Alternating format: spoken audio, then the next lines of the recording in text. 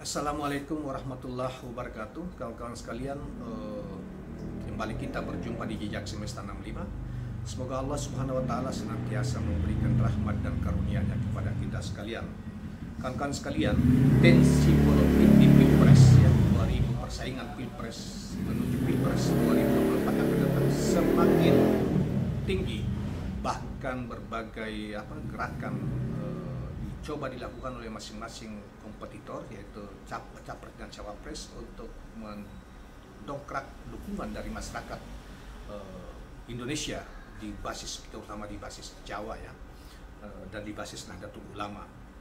Saudara sekalian, Muhaimin Iskandar sebagai cawapresnya Anies Rashid Baswedan kemarin membentuk apa yang disebut dengan mendeklarasikan sebuah laskar yang merupakan relawan ya, disebut dengan laskar santri, yang akan diandalkan untuk bekerja meyakinkan para kiai, para nahdiyin dan lain sebagainya kalangan santri untuk memberi dukungan penuh terhadap pasangan Anies Muhaimin Iskandar, dalam rangka termasuk juga mereka bisa keluar masuk dari kampung ke kampung di pulau, terutama di daerah-daerah seperti di Jawa Timur, Jawa Tengah, Jawa Barat, bahkan mungkin di basis-basis Nahdlatul Ulama, basis-basis yang dianggap tebal basisnya itu santri.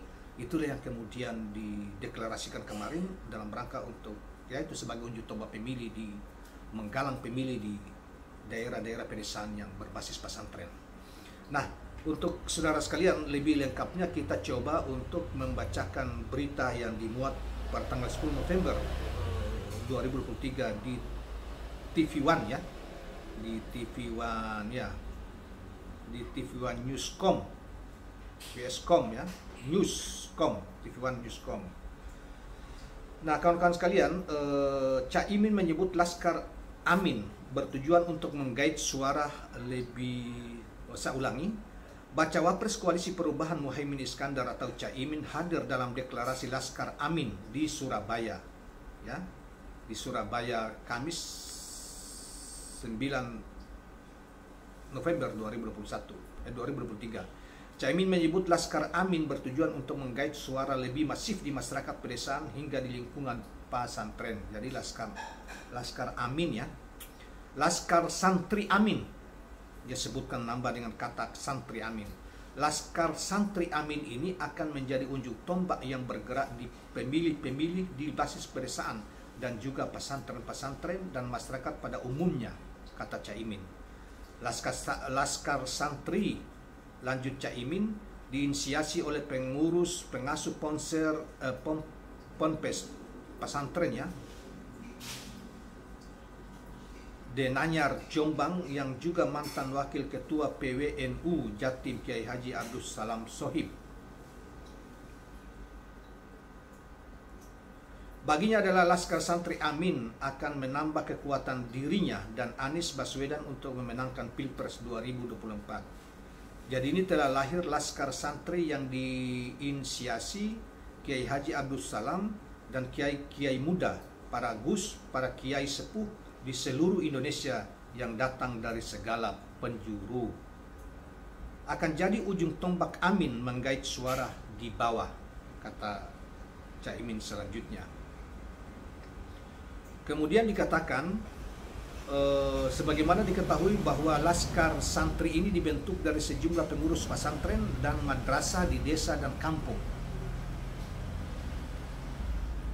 Nah, inilah saudara sekalian berita tentang yang dimuat di TV One Newscom ini .com tentang pembentukan dan deklarasi Laskar Santri Amin ya. Nama Amin itu Anies Muhaimin Iskandar.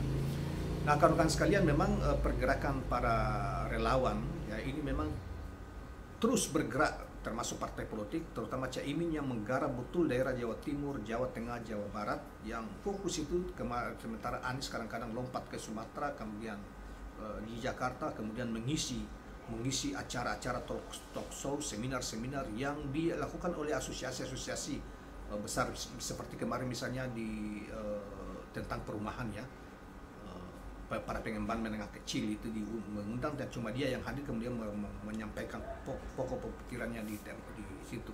Sebelumnya juga ada di para pengusaha 100 ekonom. Kita sudah muat 100 ekonom Indonesia Kemudian setelah itu juga kemudian menyampaikan di CIS, itu salah satu lembaga kajian strategis nasional sejak di zaman Orde Baru, ada yang menyampaikan tentang arah kebijakan luar negeri yang akan disampaikan oleh Anies Rashid Baswedan.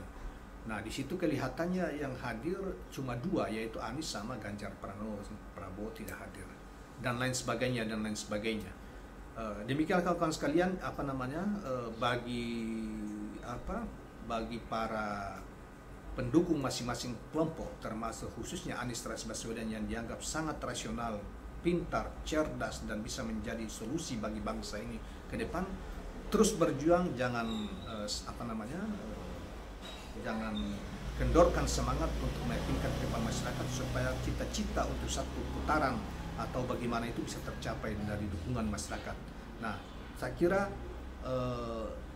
bagi Muslim harus ada satu inspirasi yang penting, bahwa dalam perjuangan itu betapa banyak contoh di dalam perjuangan fisik maupun non fisik, ya, betapa banyak contoh dari yang disampaikan Rasulullah, bahwa betapa banyak yang kecil logistiknya, ya, yang kecil perorganisasian massa misalnya, tapi mereka punya semangat dan gigih dalam perjuangan, strateginya mantap, terorganisir dengan baik, maka akan mengalahkan mereka yang besar dengan misal logistik, dengan uang, dengan segala macam, dan berbondong-bondong orang bergabung ke sana, tetapi mereka sesungguhnya kalah dengan yang kecil yang terorganisir. Oleh karena itu, dalam hal ini saya ingatkan kepada video ini bahwa Ali bin Abi Thalib mengatakan bahwa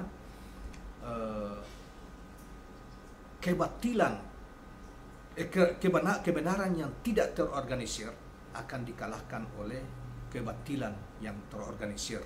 Nah, kita tidak mengatakan bahwa yang lain itu batil atau apa. Ini cuma hanya sebagai contoh bahwa ini soal manajemen organisasi. Jadi kalau kita banyak, uang banyak, berkumpul orang banyak, tetapi kalau tidak terorganisir, manajemen tidak bagus, pasti kalah juga. Dan betapa banyak orang yang kecil tetapi terorganisir dengan baik, kemudian mereka punya manajemen yang bagus, terorganisasi yang bagus, dan mereka berjuang semangat yang tinggi, keyakinan yang tinggi. Di dalam sejarah sudah banyak terbukti bahwa betapa banyak yang kecil mengalahkan yang besar.